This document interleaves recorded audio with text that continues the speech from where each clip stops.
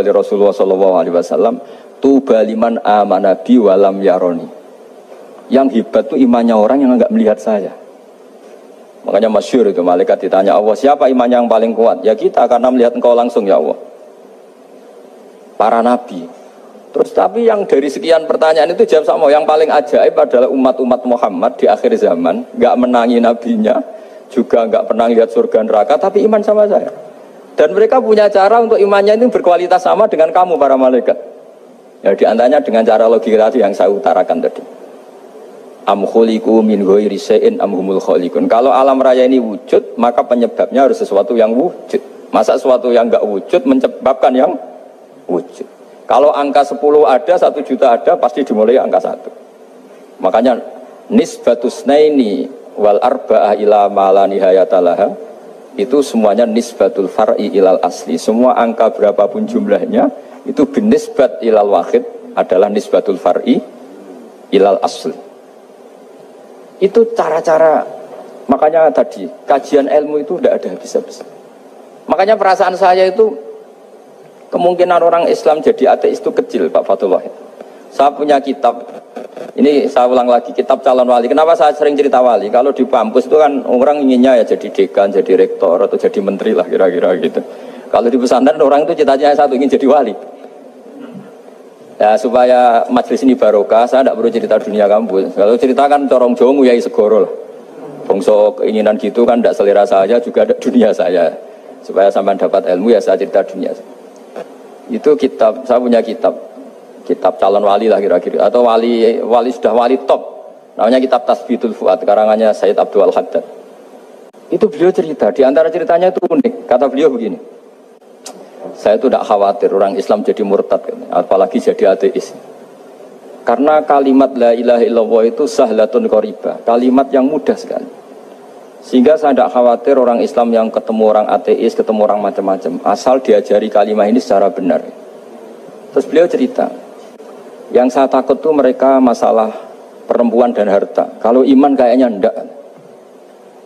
Singkat cerita yaitu di kitab seperti itu. Singkat cerita saya ketemu banyak orang yang kuliah di McGill atau kuliah di Amerika, di Jerman, mungkin di Norwegia, di mana-mana, di Australia, dan ketemu teman-teman yang di Korea Selatan juga. Mereka itu orang kebanyakan yang nyuwun sewu enggak keluarga kiai, tapi mereka enggak ada yang enggak tetap iman.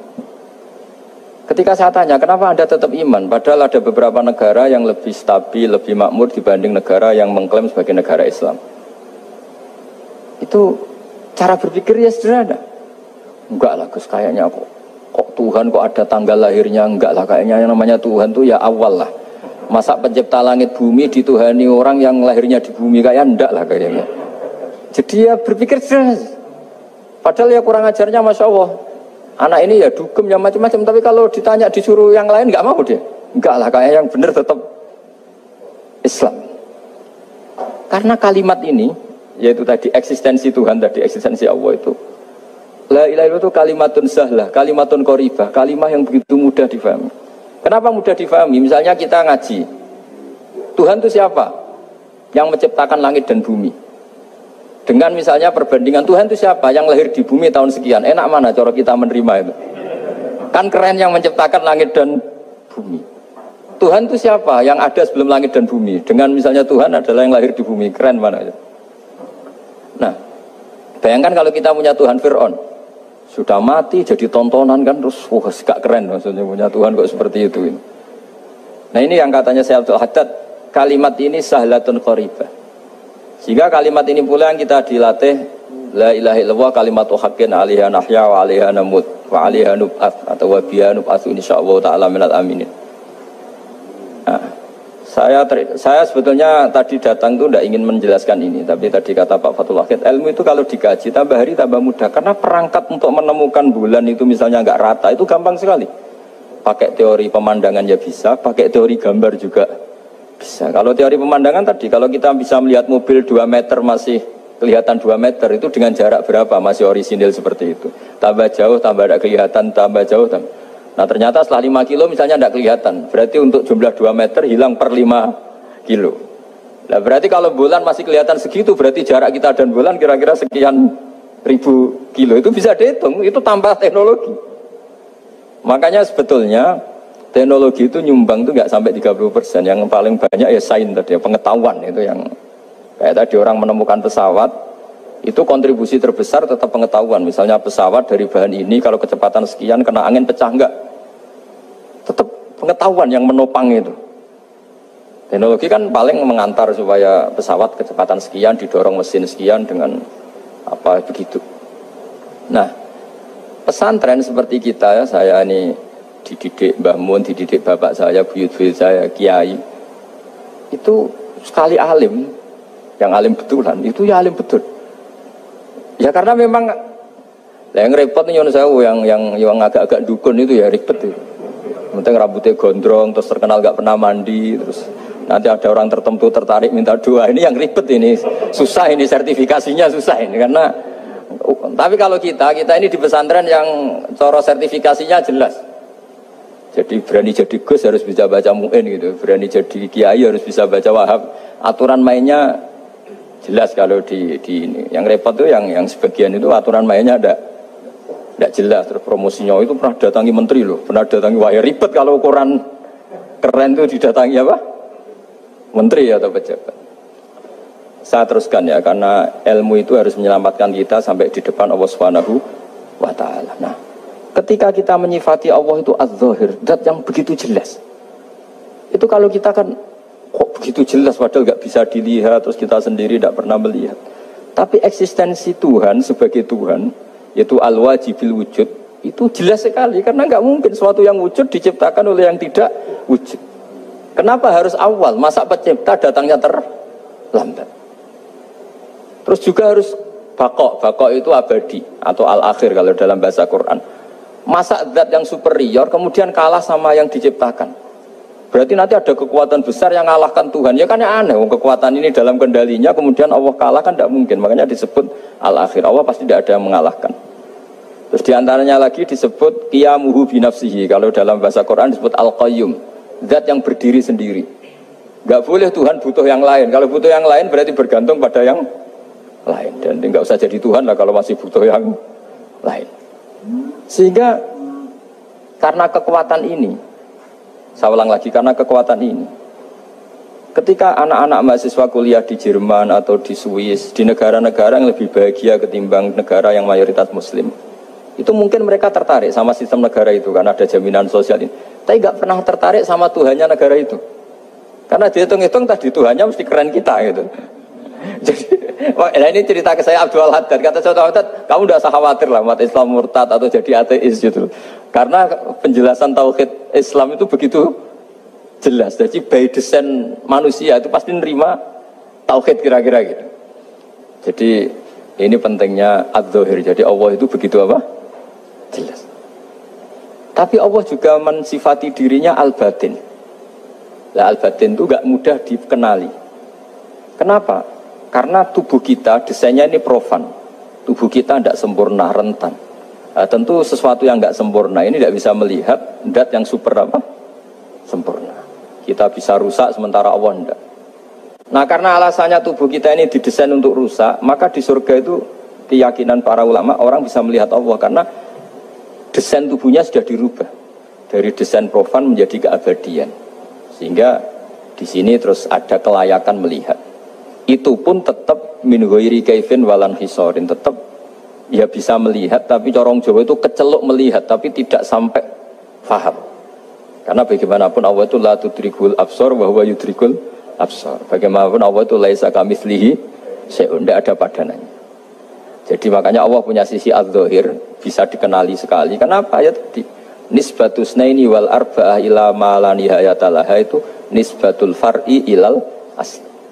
Saya punya kitab Pak Fathul Wahid, diajar Mbah Mun dulu, kitab Al-Husunul Hamidiyah. Itu yang ngarang itu ya kayak kelihatan ngawur, tapi ngawurnya orang alim. Jadi di situ ada gambar, gambarnya itu nggak jelas. Mungkin pengarangnya juga nggak bisa gambar kayaknya. Wah bulat, benang bulat ada, gambar gunung ada, gambar yang tambah ngawur ya banyak sekali. Gambarnya itu nggak ada yang jelas. Tapi dari nggak jelas itu beliau bilang gini, gambar yang bulat ini, yang nggak jelas ini, tetap kamu punya rumus kan? Itu dimulai dari satu titik. Mau gambar gedung tingkat 5, mau gambar hutan ada harimaunya, tetap dimulai dari satu titik. Ya alam raya ya seperti itu, mbok ada Mars, cek mau ada Jupiter, kayak tetap dimulai dari situ titik. Nah ini namanya nuqtatul wujud, titik kewujudan, yaitu Allah Subhanahu wa ta'ala. Sehingga ketika kita ngaji, ketika di pesantren dulu, penjelasannya adalah Al-Quran maknanya dipadatkan di Fatihah, Fatihah dipadatkan di Bismillah, katanya Bismillah dipadatkan di titiknya ba. Nah titik ba ini dianggap titik awal wujud, bi kana makana wa bi yakunu mayakun. Kira-kira Allah mentitahkan karena saya semuanya yang ada, dan karena saya yang mau ada bisa saya adakan.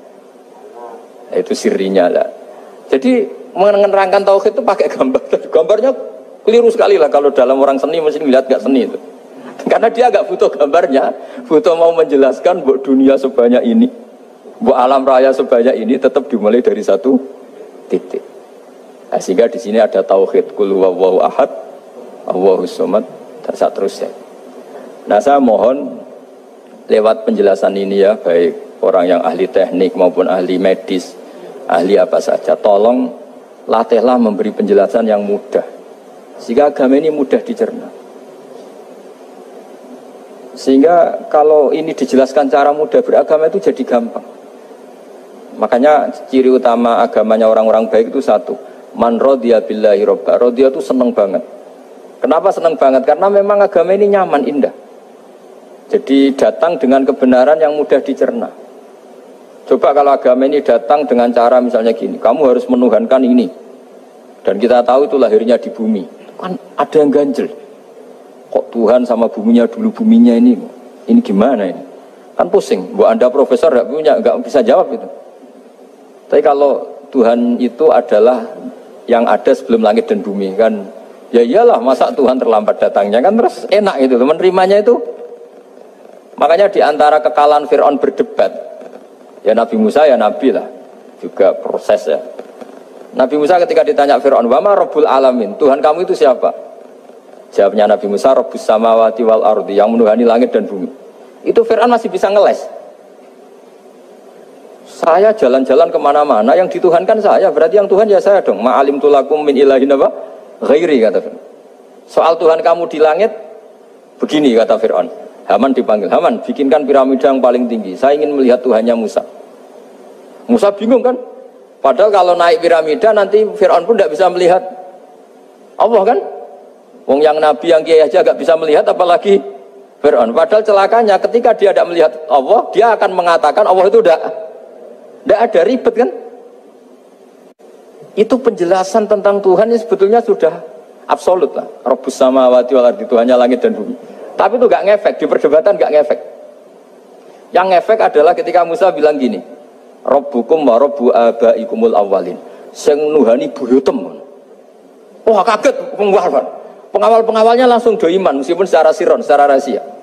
Iya, nah Quran pangeran berarti buyutnya radi pangeran.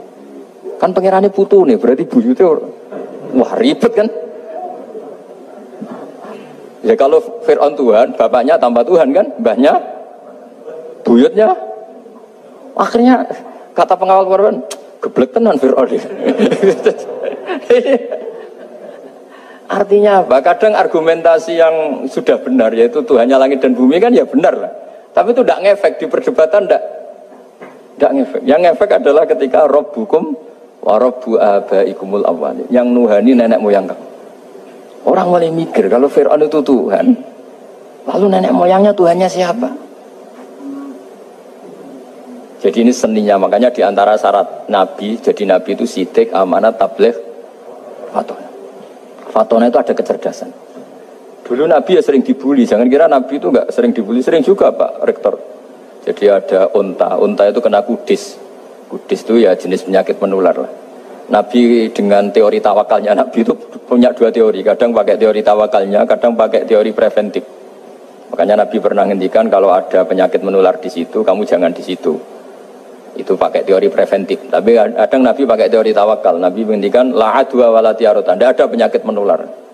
Terus orang-orang yang ya usil lah kira-kira gitu, ada unta kena kudis, dijejerkan yang waras.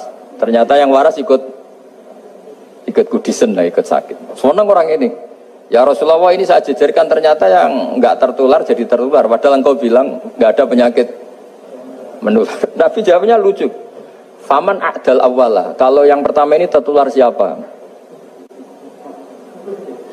Dia dikira Nabi itu kalah karena melihat unta yang kedua. Ternyata Nabi enggak, ketika dipanggil ya Rasulullah ini unta agak gudikan, tak jajarkan yang kudisen, ternyata ikut kudisen. Berarti penyakit itu menular. Tapi Nabi jawabannya faman a'dal awal. Lalu yang kena penyakit pertama tertular oleh siapa? Wah itu asli dari Allah. Ya maksud saya seperti itu kata Nabi. Nah itu yang dikatakan fatona. Jadi Nabi itu harus punya sifat apa? Fatona. Karena dengan kecerdasan itu Nabi bisa berargumentasi. Kayak tadi, ketika Fir'aun dikatakan Allah yang menuhani langit dan bumi, Fir'aun masih mengklaim dia Tuhan. Karena di mana-mana dia dituhankan. Tapi ketika diingatkan bahwa kamu anak seorang manusia, punya bapak, punya kakek, punya buyut, punya canggah kalau bahasa Jawa.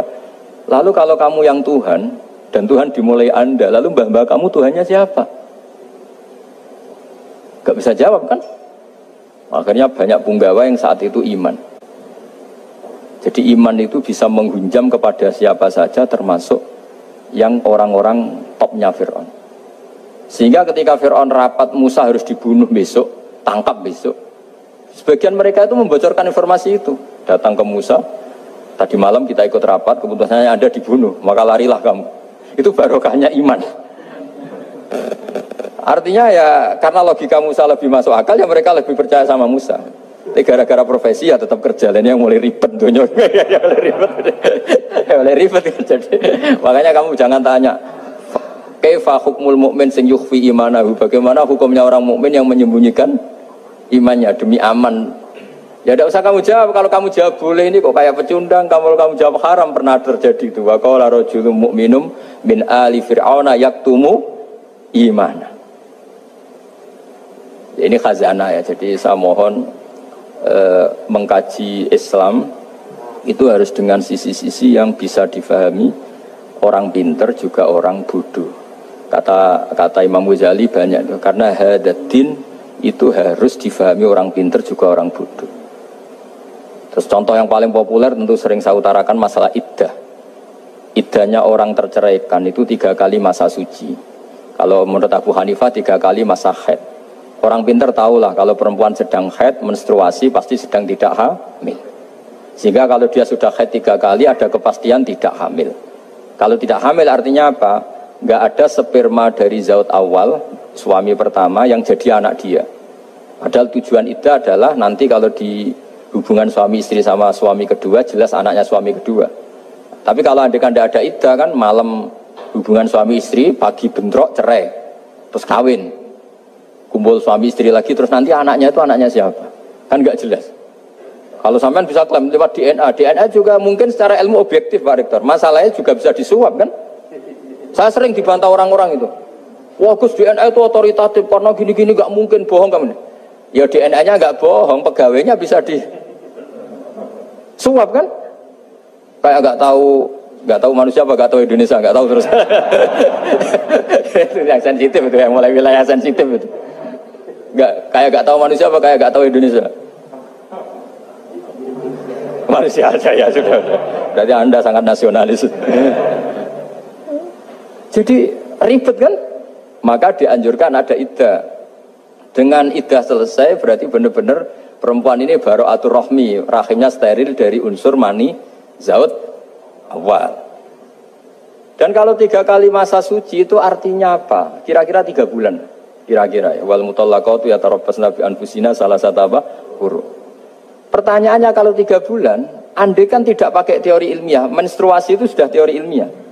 Ada yang tanya ke saya, Gus kenapa harus sampai 3 kali? Padahal menstruasi pertama pasti sudah ada hamil. Saya jawab, menstruasi pertama itu namanya keluar darah. Nggak ada jaminan kali itu haid. Bisa saja keluar darah karena kaget, karena kecelakaan, karena apa.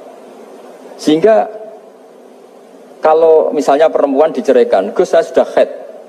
Yang jamin kalau itu haid siapa? Maksudnya keluar darah dengan makna tidak hamil. Bisa saja keluar darah kali ini faktor kaget ya, atau faktor kecelakaan.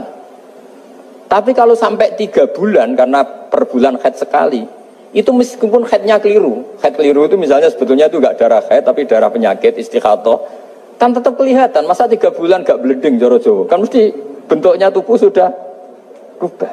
Artinya kata ulama-ulama, agama ini nggak bisa hanya mengacu ilmu. Kalau mengacu ilmu haid sekali sudah cukup. Tapi kenapa harus 3 kali? Karena 3 kali orang awam tahu semua kalau itu sedang hamil atau tidak hamil. 3 bulan dari dicerai kan kelihatan kalau hamil ya bentuk tubuhnya sudah rubah, kalau enggak. Intinya agama ini harus agama yang mudah difahami orang pinter, juga difahami orang yang tidak pinter. Kayak tadi bulan tadi, saya juga gak kira kalau orang goblok jadi pinter itu. Jadi ini cerita ya, jadi supaya kita meskipun di lembaga kampus, di lembaga modern, jangan lupa tradisi-tradisi kebodohan ya diabadikan lah kira-kira, karena bodoh itu kadang ya penting. Makanya kalau cerita di dunia wali itu kaca, Anda boleh gak nerima cerita ini, tapi Anda harus percaya kalau kekuasaan Allah itu tidak terbatas. Kenapa orang Madura begitu mencintai kiai? Sebetulnya niatnya ya agak baik, tapi ya baik, nggak baik tapi baik. Ada santri itu Madura, dia saking percaya sama kiai itu ya khidmah, bikin teh, masakan kiai, mijitin kiai, pokoknya waktunya diberikan semua untuk kiai. Dan dia nggak pernah ikut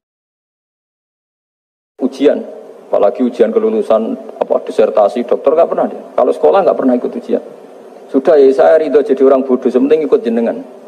Suatu saat orang ini mati, kiainya tuh pusing, waduh mati. Nah, ini di dalam alam mimpi itu, kamu boleh gak percaya, nggak wajib percaya memang. Ini kan ada akidah, jadi tidak wajib percaya. Ditanya sama malaikat, Marabbuka, Tuhan kamu siapa?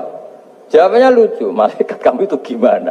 Di mana-mana tanya sama orang pinter, orang bodoh kok kamu tanya? Pusing kan malaikatnya. Di mana-mana namanya tanya, itu ya sama orang pinter, masa orang bodoh ditanya? Yang bener aja kamu. Makanya bodoh ini ya senjata, makanya ini kita kalau pinter ya alhamdulillah, kalau bodoh ya alhamdulillah. Karena bodoh itu penting. Kalau negara ini tidak makmur, yang disalahkan mesti para rektor. Gunanya apa ada rektor kalau nggak solusi bagi bangsa ini? Orang bodoh pasti nggak disalahkan kan? Nanti kalau ada hisab, kenapa Indonesia carut marut? Yang dipanggil Allah itu menteri, rektor, pasti itu. Apa kontribusi Anda sebagai orang pinter, sebagai profesor, sebagai orang bodoh aman? Santai, nggak kena panggilan kan? Karena ada harus bertanggung coba. Akhirnya terus malaikat tanya, lalu yang pinter siapa? Yang di atas itu, kiainya yang nalkin itu, yang di atas itu. Walhasil kiainya itu karena wali itu denger, ya boleh cung bodoh kok terus nganti wis mati. bodoh kok kamu bawa sampai mati. Jadi kadang orang bodoh itu ya pinter tadi, malaikat tuh kamu itu gimana? Di mana-mana tanya itu ya sama orang pinter. Orang bodoh kok kamu tanya?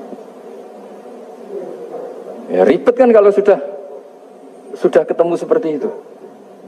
Nah, Nabi juga sering ngalami dialek sama orang bodoh. Kadang Nabi yang ngalah, kadang logikanya orang bodoh itu lebih gampang.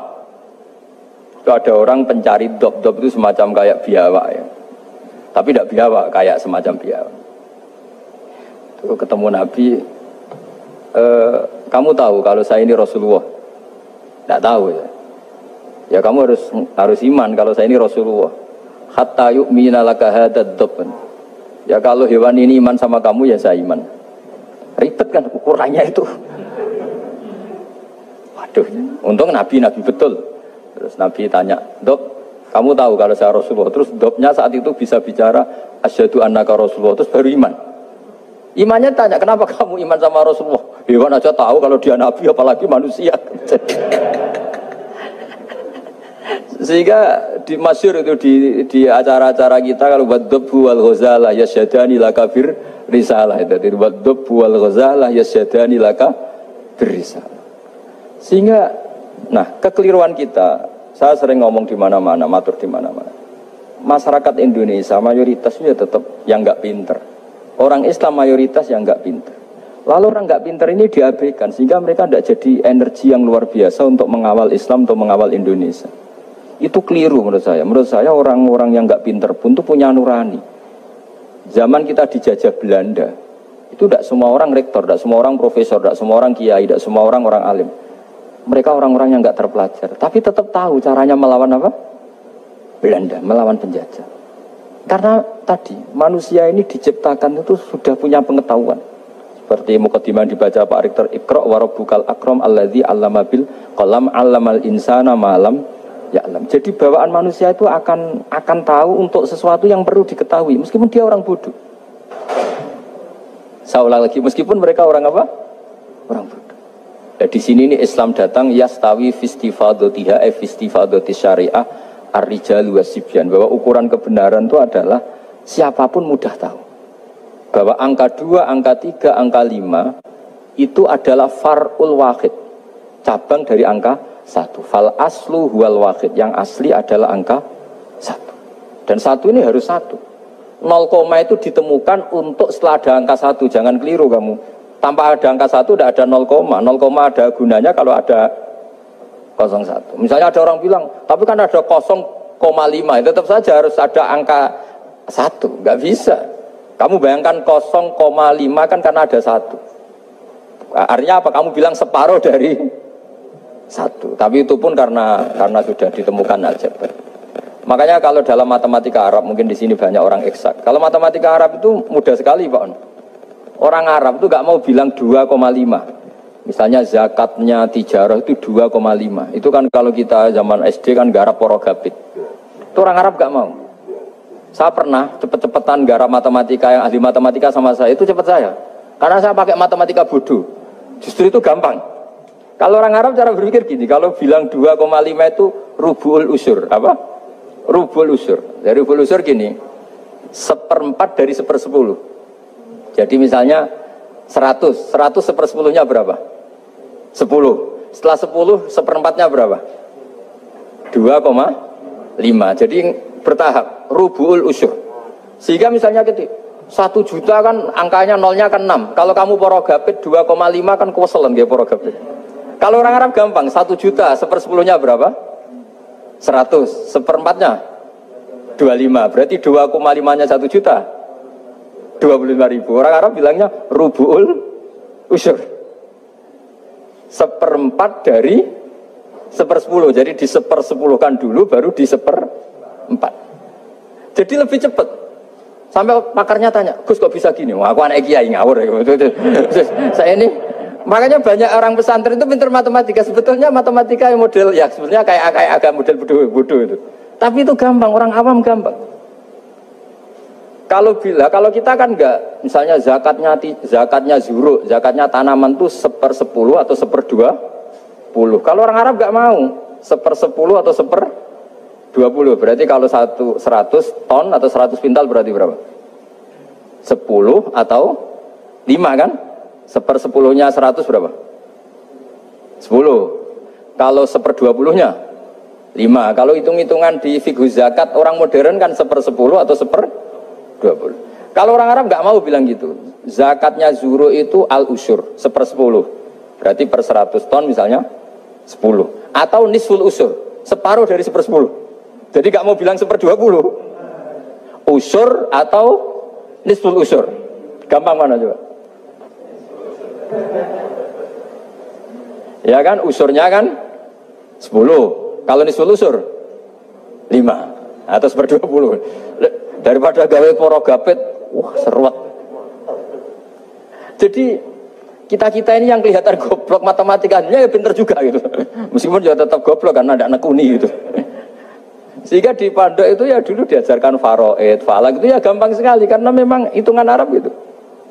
Kalau bilang 2/3 itu sulusani apa? Jadi 6. 2/3-nya 6 berapa? 6 sulusnya berapa? Sepertiganya 2. Nah, 1/3 itu 1/3 2 kali. Berarti berapa? 4. Ya, 6 itu 2/3-nya kan? Pokoknya bahasa Arabnya sulusan. Kalau orang terjemahnya berapa? Kalau orang 2 kali 1/3 apa? 2/3. Sulusan itu 2/3. Nah, itu kalau orang Arab bilang enggak 2/3, sulusani. 1/3 2 kali. Jadi 6 di 1/3 dulu 2. Nah 2 itu 2 kali. Berarti berapa? 4. Jadi itu. Nah Quran itu ya kira-kira gitu. Jadi kelihatannya goblok, tapi itu pinter itu. Yang porogabit kelihatannya pinter, tapi tidak pinter. Ukuran orang pinter yang mempermudah yang sulit. Jangan mempersulit yang mudah kan gitu.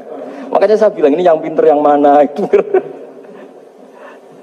Nah, saya kembali lagi ke tadi. Jadi agama ini datang dengan sebegitu mudah. Sampai matematika yang katanya sulit, itu matematika Islam itu mudah sekali. Karena tadi, misalnya kalau 1 miliar zakatnya 2,5% berapa? Kan pusing kan?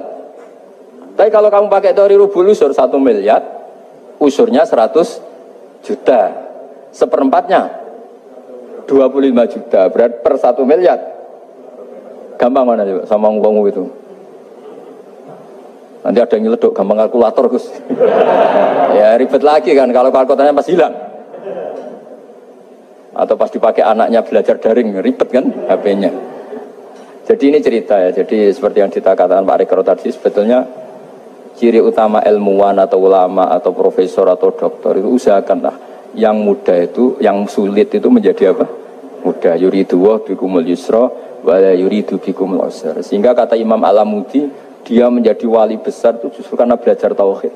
Yang dari belajar matematika tadi, dari matematika dia tahu bahwa angka berapapun jumlahnya itu binisbat ilal wahid, itu semuanya nisbatul far'i ilal asli. Semua itu cabang dari satu.